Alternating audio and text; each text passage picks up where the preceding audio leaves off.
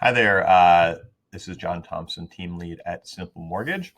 And thanks very much for tuning into this Borrow Smart lesson. Today, we're talking about something that's quite prevalent these days, which is, should I wait to see if prices go down on real estate to buy? And then what would be the impact if, in fact, interest rates went up during that same time period?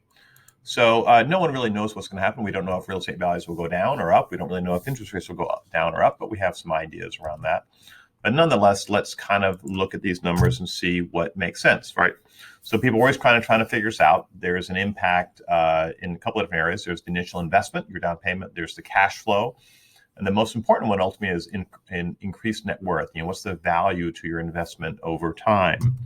So let's take a look at this. Let's look at a cost of waiting. We're going to say there may be a 10% price decline, but only maybe a 5%, a 0.5% rate increase. And we're going to look at this value over 20 years. Right, so we're going to look at an $800,000 house. We're going to put down 5%, which gives us a total payment of 4,407. That's taxes, insurance, PITI. That's everything all together. Don't get stuck in all these numbers, but here's how much interest you pay over the years, how much taxes, insurance, how much you pay down the mortgage payment. This would be the value of the home. And in this example, we're using an average rate of 3% over a long period of time. We're using over 20 years. The rate of real estate in various markets varies, but in California, where I am, it's been an average of a little bit over 6% over the last 75 or 80 years. So we think that 3% is a fair number over long periods of time. That'll take out the declines and the zeros as well. Here's your mortgage balance, $331,000, and here's you initially put in about $50,000 to get into that transaction. So that's why you wait 2 years. The prices go down 10%. So now we're starting with a $720,000 home. Interest rates go up to 3.5% from 3%. Your new payment is $41.82. So let's kind of look at this. So you saved quite a bit in cash flow. You save about $225 a month in cash flow, and that's right here. Oops, sorry. Let me go backwards here.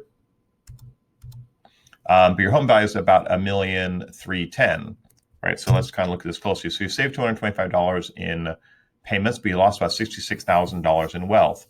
Now, some people would say, well, gosh, I'm going to invest that $225 a month, which I think very few people do. But if you did do that, you would have been ahead, even by buying the real estate, by about $36,000. Again, not huge figures because interest rates are so low right now. But is it really worth waiting? And there's other reasons maybe to buy now.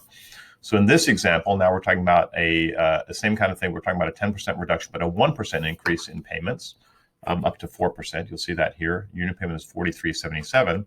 So really, it's only $30 a month difference than what it would have been over here. So you didn't save a whole lot of money because rates went up so much. And look at your long-term value. You're behind by about $126,000. So ultimately, you got to make your decision. What's your time frame? How long you're thinking about? If it's a short-term time frame, then you may want to wait a little bit. But at the end of the day, oftentimes waiting for prices to go down and then the risk of interest rates going up does not usually pay off. All right.